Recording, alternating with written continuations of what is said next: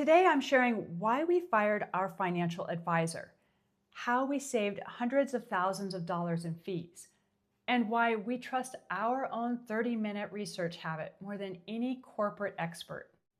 First, I want to take you back to a moment that changed our lives forever. It was during the 2008 market crash. Our portfolio was bleeding and fear was everywhere. At that time, I was a stay-at-home mom and my husband was the sole provider. He was working full-time to support our family. And we did what we were told was the responsible thing.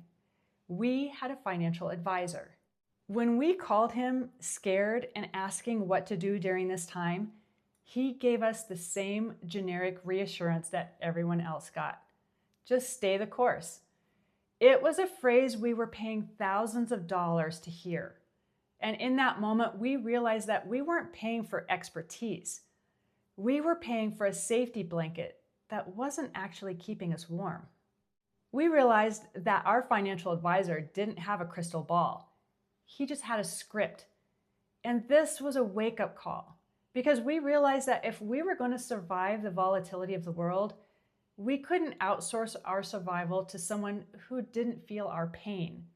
In 2026, the financial industry still loves to use the word fiduciary. It's a term meant to guarantee that your advisor puts your interests ahead of their own. But here's the secret that they don't want you to know. Many advisors still operate under a suitability standard. Now, this is where the math gets ugly. A suitability standard means that they don't have to give you the best advice. They just have to give you advice that isn't unsuitable. So imagine going to a doctor who is paid by a pharmaceutical company. Now, he could prescribe you a brand name drug that costs $500 a month because it technically works, even if the $10 generic version would do exactly the same thing. In the financial world, this looks like being steered into high commission mutual funds that perform exactly like a low-cost index fund, but it eats away at your growth. When we looked at our fees, we realized we were paying for generic performance that was being dressed up as a premium service. And once you see that 1% fee that it can nearly eat up a third of your total wealth over 30 years, that relationship starts to feel like a very expensive anchor. The biggest excuse that people use for staying with an advisor is that they don't have time to learn this or they don't know anything about investing. But my husband has proved that theory wrong. He is not a professional trader. He is not in finances. He is just a man who has decided that no one would care about our future more than he would. So he decided to start a 30-minute rule. Every single morning, he spends at least a half an hour reading, researching, and staying current. He realized that the industry secret is that most of what advisors do is just follow a model that you can replicate for free. In 2026, the information gap has been destroyed. The same tools, the same data, and the same tax loss harvesting strategies used by those big firms are now available to us here in Nebraska. By taking back that 30 minutes, we didn't just save that $15,000 a year fee. We gained the conviction to stay the course because we actually understood why we were invested. Panic is a byproduct of ignorance. So when you educate yourself, the fear of the market disappears because you aren't trusting a person. You're trusting a plan you built yourself. Now, this is the part of our plan that most people find a little radical, but it's the most effective tool that we have.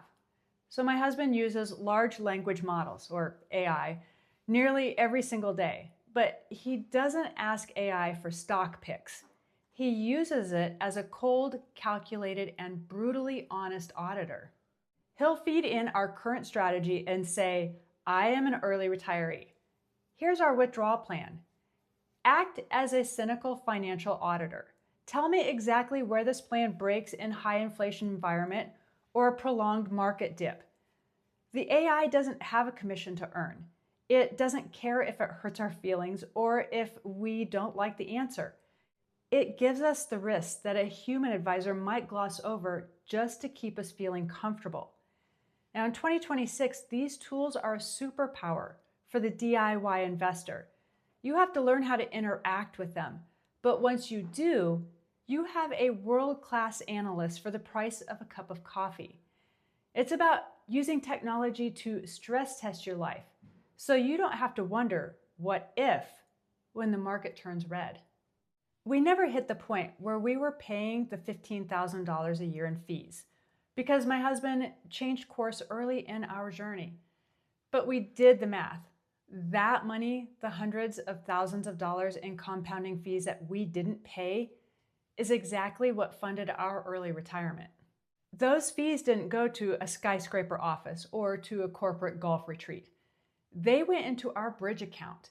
They went into our travels, and that allowed us to maintain our home base in Nebraska while living a dual life on our own terms. And we didn't want to wait and see if an advisor could get us there. We took the keys and we drove ourselves. We actually found out that we could not only replicate that professional performance for free, but we often exceeded it because we weren't limited to the specific high-fee funds an advisor was required to sell. Now, every dollar that we didn't pay an advisor was a dollar that bought us another hour of freedom. The hardest part of firing your advisor isn't the math. It's the fear. It's the feeling that you are walking away without a net. But as I've shared before, waiting and seeing is not a plan. It's a surrender. My friend's story about reaching 67 and realizing that her retirement was a victim trap is a reminder of what happens when you outsource your future for too long. Ownership is the only path to real freedom. Like everybody else, my husband and I do not have permanence, and we have no idea as to our time given. But we refuse to spend our precious time working extra years just to pay someone else to manage our money. The tools are here. The information is free. The only thing missing is your decision to face those fears that are waiting for you anyway. You can either look at the numbers now, or they'll look at you later. This approach isn't for everyone, as it does require a high level of personal discipline and a willingness to step into the role of your own advocate. However, for those willing to do the work, it's a path worth investigating to ensure that your future isn't being quietly eroded by the fees that don't serve your ultimate goal. I want to hear from you. Have you ever asked your advisor if they are a fee-only fiduciary? Or have you started using AI to audit your own plan? Let me know in the comments below. Let's be the generation that stops being victims to the system and starts being the architect of our own lives. Thanks for watching today, and I'll see you in the next video.